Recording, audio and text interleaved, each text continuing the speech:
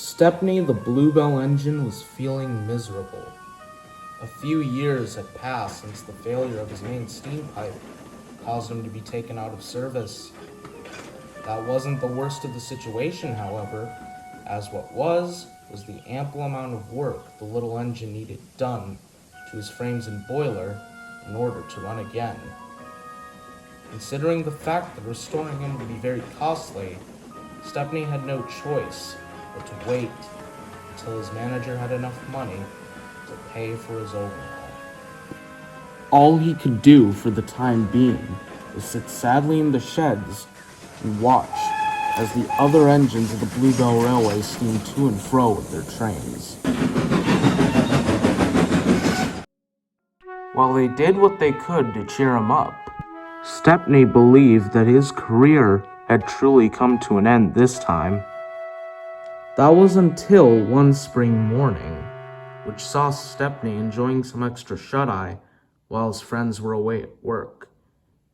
The Bluebell engine's additional amount of sleep wouldn't be much, though, as what interrupted his slumber was the sound of a diesel motor, followed by the honk of an unfamiliar horn.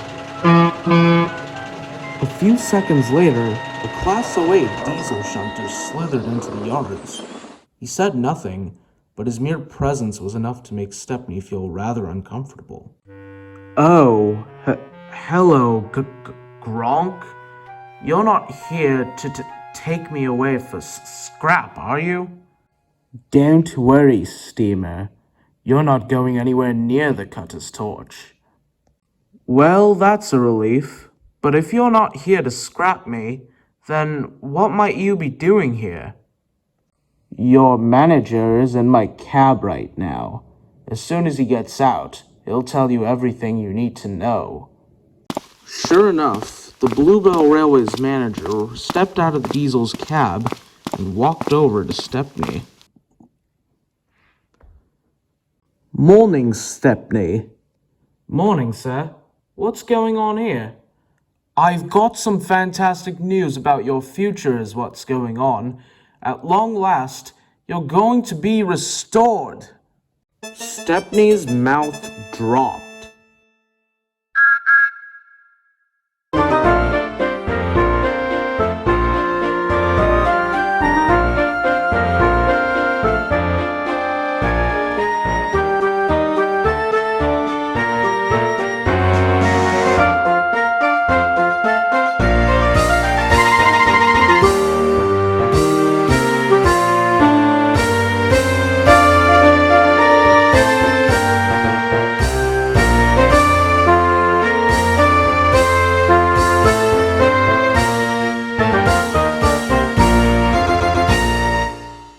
"Sir, are you being serious?"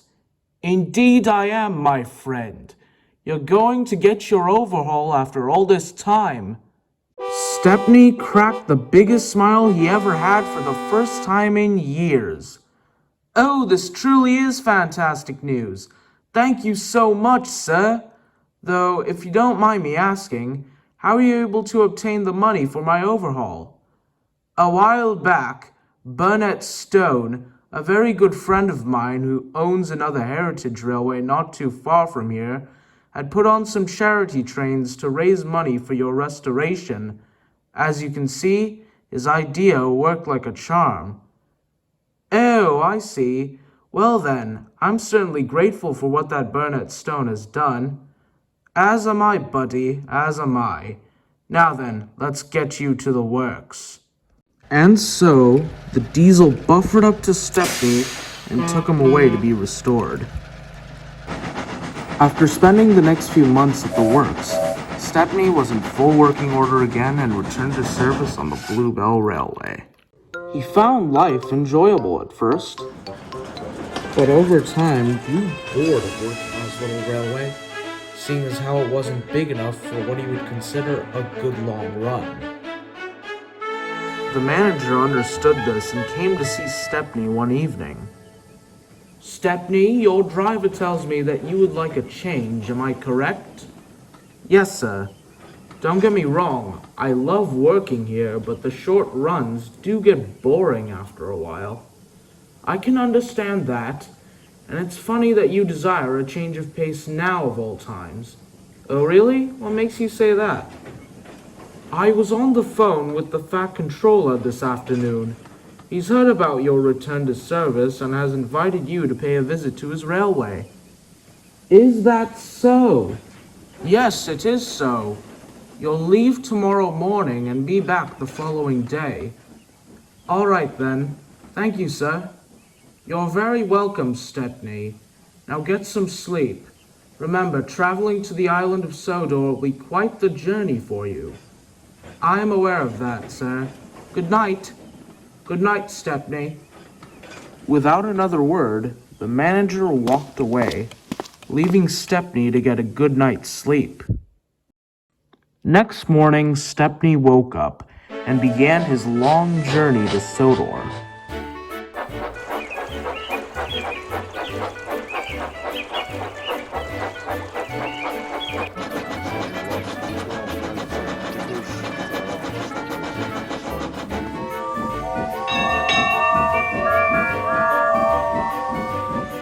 When he reached Knapford Station, a big welcome awaited him.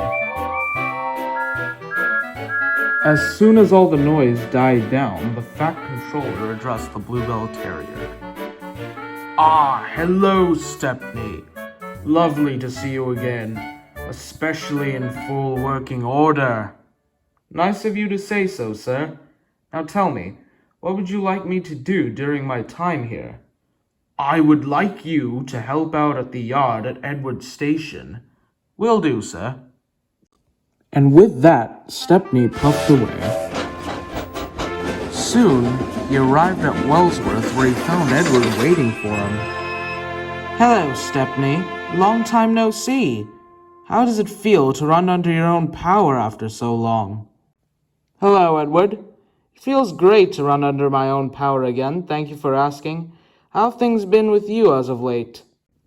Pretty busy, if I'm being honest. More and more goods have been coming in from Brendan, and as you can tell, my yard has been busier than it's ever been before. Say no more then. Let's get to work. Before long, Edward and Stepney were spending the afternoon pushing and pulling the heavy trucks into their proper places.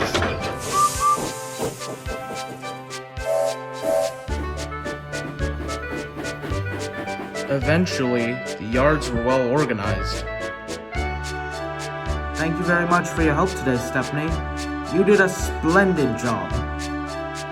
Think nothing of it, Edward. Glad I could be of service. I'll be on my way to Tidmouth now. Goodbye.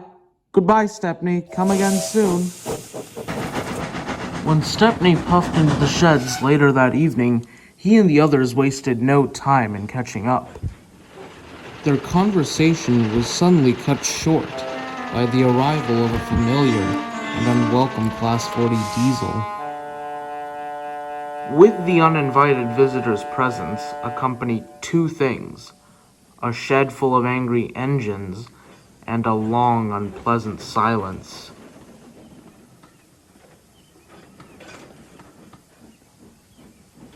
The latter wouldn't last long, though, as after a few minutes it was broken by the big diesel. Hello, everyone. Good to see you all again, especially you, Stepney. Everyone in the sheds were caught off guard. They had remembered the diesel to be snarky and derogatory, but taking into account what this visitor just said, they refused to believe that this Class 40 was the same one that visited their railway towards the end of Stepney's first visit all those years ago. Another long silence came into earshot.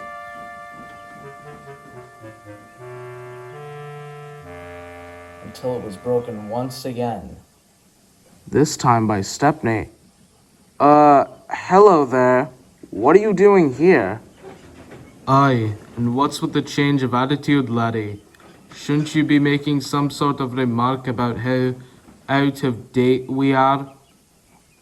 If you must know, my controller has asked me to deliver a goods train here and spend the night before I go home tomorrow.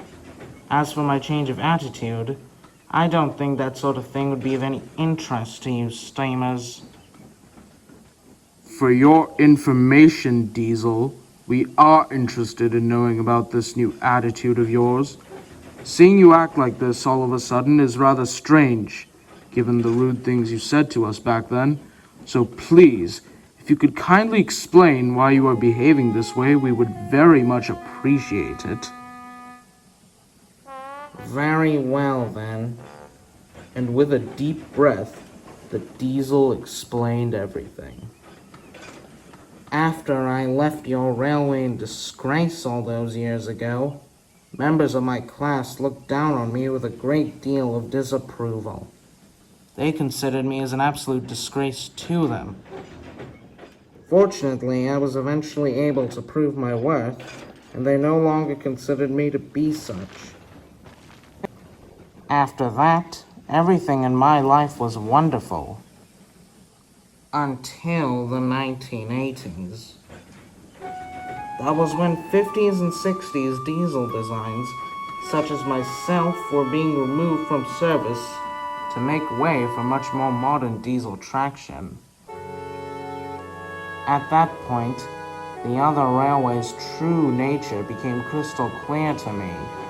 It doesn't matter whether a machine is steam or diesel. What matters is that if there's something new around that's better in every way, there's no point in keeping something old around. I'm sure you all know what happens to the old. The old gets scrapped, right? Bingo. The engines were shocked. They had no idea that diesels could also experience the horrors of being scrapped. How awful! I can only imagine how worried you must have felt. Oh yes, I was very worried about my future. Even more so when I saw that members of my class were being cut up by dozens. Thankfully, I and a few of my siblings ended up being preserved, and when we were, our views on steam engines changed for good, because we realized that engines such as us are in the same boat as them now. The engines were very impressed when they heard the diesel say that, especially Stepney, who had never seen a diesel amend his ways before. I truly apologize for the way I behaved when I first came to this railway. Don't worry about it. You've clearly changed for the better, and for that we forgive you. The other engines could only murmur in agreement. Thank you so much, everyone. Alright, enough chit-chat. Is there any chance I can spend the night here in these sheds? Of course. Come on in. James, please move. Our fine guest will have your place in the shed tonight.